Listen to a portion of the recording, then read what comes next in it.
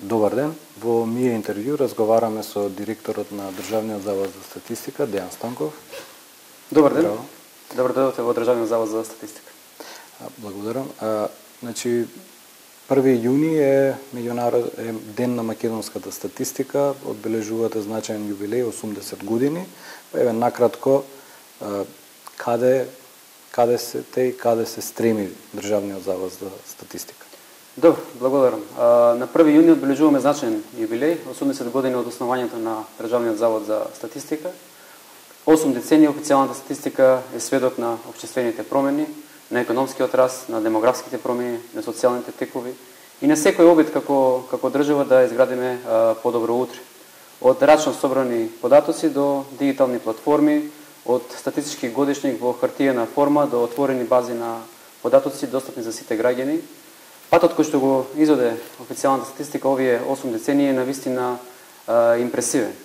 Главниот настан се случува во понеделник на 2 јуни, каде што организираме една свечена академија, каде што покрај државниот врв и представници на меѓународните организации на дипломатскиот кор со своето присуство ќе не удостојат и директори или високи представници на европски статистички уреди од 12 земји.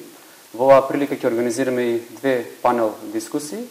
Првата панел дискусија се однесува за процесот на хармонизација и усогласување на домашното законодавство со европската легислатива од областа на статистиката и важноста на официјалните статистички податоци во процесот на пристапување кон Европската унија, додека втората панел дискусија се однесува за тоа каде се движи националната и европската статистика во следните децении во процесот на дигитализација и можностите кои што ги нуди вештачката интелигенција. Паралелно со овој настан, во теков на оваа година, која што ја прогласивме за година на македонската статистика, организираме и неколку други настани, работилници, со граѓанските организации, со академската заедница, со бизнес заедницата, се со цел да ја зголемиме свесноста за важноста на официјалните статистички податоци, се со цел да ја зголемиме употребата на официјалните статистички податоци во процесот на носење на одлуки, стратегии и да ја зголемиме статистичката писменост, што сметам дека е многу важно. Добро, малце попластично, зошто е важно користењето на официјални статистички податоци од сите општествени чинители? Добро, јас би рекол дека добрата одлука почнува со точна статистичка анализа. Нашите одлуки во секојдневниот живот и како собственици на компании, и како дел од академската заедница, добро е да ги носиме врз основа на докази, врз основа на факти, а нема поверодостојни факти од она што Државниот завод за статистика го произведува и го објавува на својата веб страница. Со цел зголемување на достапноста и на јасноста на статистичките податоци, ние неодамна на 7 април ја промовиравме и пуштивме во употреба новата веб страница на Државниот завод за статистика, која што е модернизирана, која што е кориснички ориентирана, доведена до оптимум за сите типови на уреди. Паралелно со тоа го започнавме и процесот на визуелно ребрендирање и градење на нов визуелен идентитет, се со цел статистичките податоци да бидат препознаени како прв избор при користење на податоци. Зборувам за овде за официјални статистички податоци, произведени од страна на Државниот завод за статистика и институциите кои што се дел од статистичкиот систем. Паралелно со тоа воведовме еден нов персонализиран пристап за креирање и управување со податоците овде во заводот. И на овој начин сметаме дека ја зголемуваме достапноста и јасноста на статистичките податоци и влијаеме на зголемување на статистичката писменост. Истовремено сме присутни на социјалните медиуми, работиме за зајакнување со партнерскиот однос со студентите, наши експерти се присутни на предавање на факултетите, на универзитетите, а заедно со студентите, заедно во соработка со академската заедница изработивме ново лого и нов слоган по повод 80 години статистика, меѓутоа и новата веб страница, како што спомнав, паралелно со тоа започнавме со градење на еден нов визуелен идентитет, кој што означува покрај новата веб страница и нов URL, сега нашиот домен е stat.mk, ново лого, нов слоган.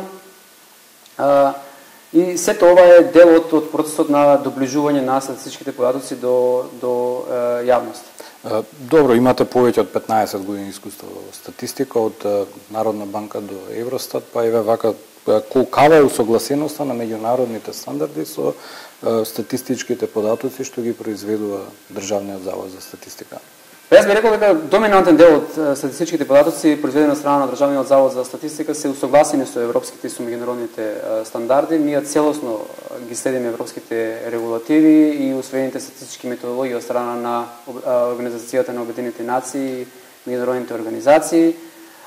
И при објавувањето на податоците тоа го истакнуваме, например во делот на национални сметки, ние ги објавуваме податоци за бруто домашниот производ во согласно со европската методологија, така наречената ЕСА 2010.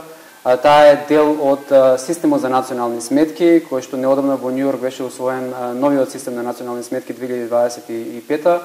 Овие методологии се воспоставуваат на меѓународно ниво, каде што најдобрите светски умови работат на ажурирање на овие методологии согласно промените кои што се случуваат во општеството. Знаете, ние постојано сега општеството е динамично, имаме иновации и ние статистичарите се обидуваме да овие нови иновации ги рефлектираме во нашите статистички податоци.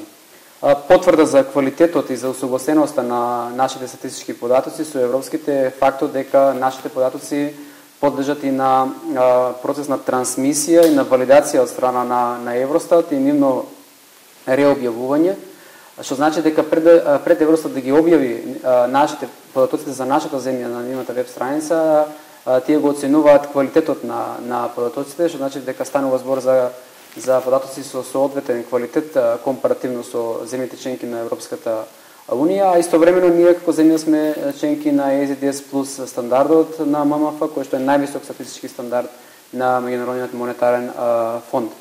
Истовремено и во делот за извештајот за напредокот на земјата кој што се подготвува од страна на Европската комисија за 2024 година е констатирано дека земјата за поглавието 18, кој што е дел од кластерот 1 фундаментални вредности, и наведена констатација е дека земјата во областа на статистиката е помеѓу умерено и добро ниво на развиеност, а е детектирана висока усогласеност во делот на статистичката инфраструктура и констатиран дополнителен напредок во 2024 во споредба со 2023. Добро, кога сме веќе ке извештаат, но таму се укажува на потреба од ресурси и екипирање на Државниот завод за статистика. Еве, каква е состојбата со кадар и со ресурси? Така. Добро, традиционално веќе во извештаите на Европската комисија е нотирано дека е подобро соодветно екипирање на Заводот за статистика и дополнително вложување на ресурси, затоа што барањето од страна на Европската комисија, од страна на Европската унија во областа на статистичките податоци се зголемуваат. Знаете, статистиката е движечка цел, постојано се менува, постојано имаме нови барања, постојано имаме нови регулативи и постојано ние прогресивно го зголемуваме обемот и квалитетот на податоците кои што ги произведуваме и кои што ги доставуваме до Евростат, со се со цел нашите податоци да бидат на европско ниво видливи, да бидат пред се споредливи со земјите членки на Европската унија. Факт е дека во изминатиот период институционалниот капацитет на заводот е намален како резултат на одлив на кадар поради објективни и субјективни причини. Тоа е еден од најголемите предизвици за заводот во идниот период, меѓутоа и потребата од соодветно инвестирање во статистичка и во информатичка инфраструктура и детектирање на оние можности кои што сега ги нуди процесот на дигитализација.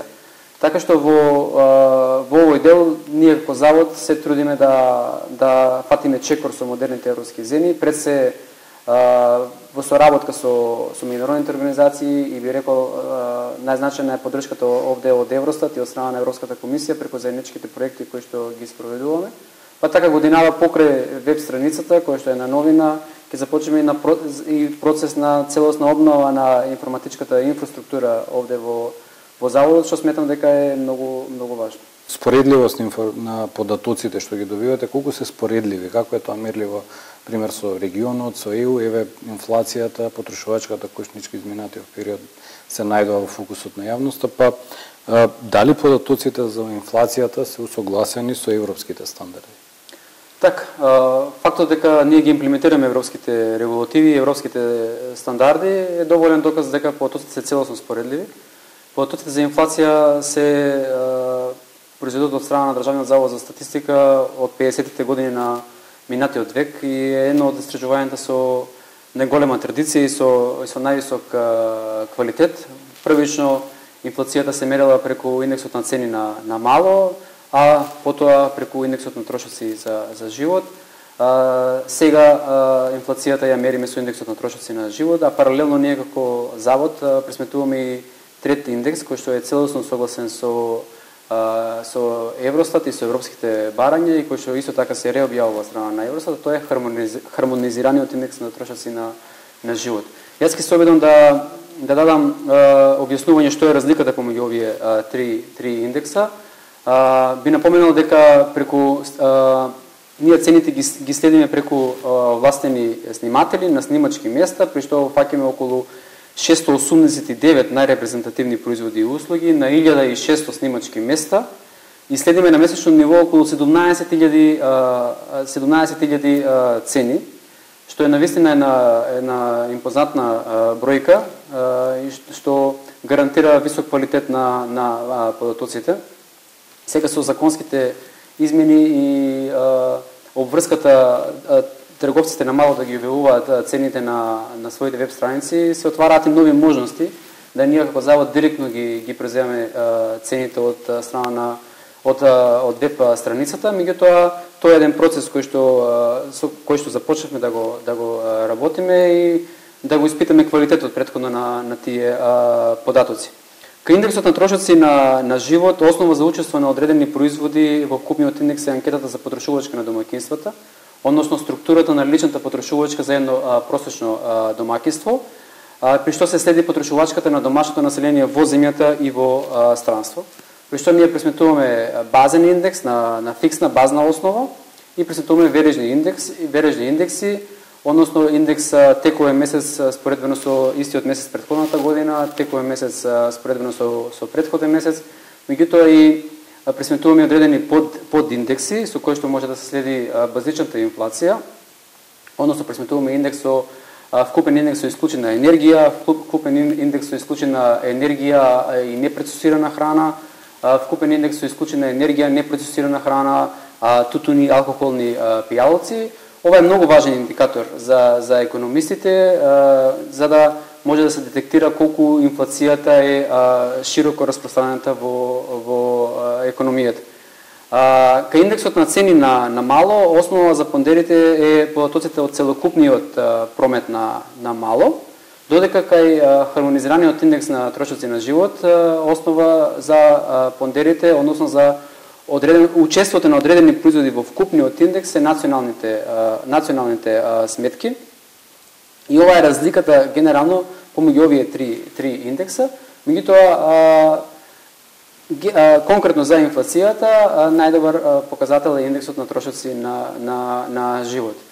Имаме овде и одредени сега нови феномени, кои што ние како статистика се уште не ги мериме, познати се одредени термини како скриена инфлација, која што била позната во минатото, кога имаме доволна количина на парични средства во оптек, меѓутоа не може да се најдат производите на рафтовите, или сега во последно време така наречената скимфлација, каде што за иста цена се добива производ со намален квалитет, или така наречената шрингфлација, каде што производите се со намалена грамажа, и ова е еден вид на инфлација и ова е, да речем, предизвик за нас статистичарите, меѓутоа ние ги следиме истите производи во одреден временски период и се обидуваме да и овие појави ги инкорпорираме во нашите податоци. Но методологијата е иста и од Евростат и за нас и за сите земји во регионот и за Европската унија.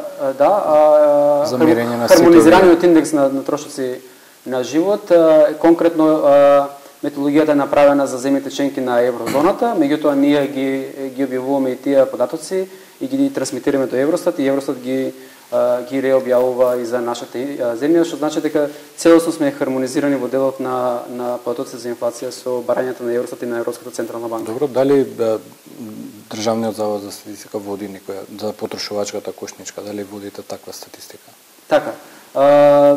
Вака, потрошувачката кошница, јас би рекол дека се водела до 2010 година, меѓутоа од 2010 година наваму се спроведува едно истражување, така наречено EU-SILK, односно анкета за приход и услови на живење, преку кое што е европско барање и кое што самото име EU-SILK наведува дека ова методологија е воспоставена во рамки на Европскиот статистички систем и овде ние ги објавуваме податоците за сиромаштија, за нееднаквост, за структурата на доходот, а истовремено ги објавуваме податоците за трошоци на живот, за цени на мало, хармонизираниот индекс на трошоци на живот. Потрошувачката кошница како категорија не е статистичко барање од страна на Европската комисија и европските земји не пресметуваат индикатор статистички за потрошувачка кошница во рамки на заводите за статистика. Неодамна се донесе одлука да на државно ниво потрошувачката кошница се спроведува од страна на Министерството за економија, кој што си исто така воспоставуваат и своја методологија. Секако ние како Завод за статистика бевме на располагање да нашите податоци кои што се објавени на веб страницата да може да се искористат при креирањето на методологијата, меѓутоа носител на таа методологија е Министерството за економија. Добро, пописот е една од главните или најобемни статистички операции. Последниот беше комбиниран меѓу на терен и со дати со регистри. Дали се подготвувате и како се подготвувате за следниот попис? Пописот е најобемна и најскапа статистичка операција и представува сериозен предизвик за многу земји. Спроведувањето на пописот, вклучително и за нашата земја. Подготовките почнуваат неколку години пред спроведување на пописот. Согласно препораките на Обединетите нации, следната рунда на пописи на население, кое што е усвоена да биде околу 2030 година, потребно да се спроведува пописот на население од административни извори на податоци. Ние започнавме активности овде во заводот, врз основа на административниот регистар на население и другите административни збирки на податоци кои што ги имаме во државава, да воспоставиме еден статистички регистар на население кој што ќе биде основа за спроведување на идниот попис на население. Меѓутоа во меѓувреме работиме со институциите за го испитуваме квалитетот на изворите, се со цел овие административни извори на податоци да бидеме во можност да ги користиме за статистички цели. За крај, која е улогата на дигитализацијата во се ова што разговараме во вашата работа? Еве според вас дали машинското учење и вештачката интелигенција се сојузник или ривал на статистиката? Добро, тоа е една тема која што сега е експлоатирана на европско ниво, каде што се разгледуваат можностите како официјалната статистика да ги искористи овие придобивки од дигитализацијата и од вештачката интелигенција. Веќе имаме примери каде што на европско ниво каде што е воспоставен процесот на управување на податоци, односно така наречен data governance. Тој процес започнува од заводите за статистика како прва институција во државите, а потоа се проширува и на другите институции. Секако, дигитализацијата е важна тема и е приоритет за владата, што е исклучително важно и за нас, затоа што процесот на дигитализација ќе носи подобри можности за нас статистичарите, пред се во делот на квалитетот на административните збирки на податоци и можноста за користење на овие големи сетови на податоци за статистички цели. Во делот на вештачката интелигенција ние веќе започнуваме и со одредени првични чекори во саработка со академската заедница и со студентите. Ќе започнуваме проект за така наречен StatGPT, односно проект каде што на еден нов начин, во согласно со современите текови, ќе ги презентираме статистичките податоци, се со цел нашите податоци да бидат прв избор при користењето на податоците. Меѓутоа, сигурен сум дека придобивките од процесот дигитализација и вештачка интелигенција се поголеми за статистичките институти отколку ризиците. Секако долгорочно гледано, веројатно сите овие апликации кои што се креираат на база на вештачка интелигенција ќе бидат во основа да ќе им бидат бази на податоци и ќе официјалната статистика добива одредена конкуренција на европско, на светско ниво. Меѓутоа, разликата помеѓу нашите податоци, официјалните податоци и сите други податоци е во сигурната методологија која што се употребува, во фактот дека квалитетот на податоците е испитан, во фактот дека се имплементира меѓународно усвоена методологија со соодветни статистички стандарди и податоците се со висок квалитет и споредливи со другите земји, затоа што податок сам по себе, доколку не е споредлив, е некорисен. Ви благодарам на одвоеното време. Ви благодарам и на вас.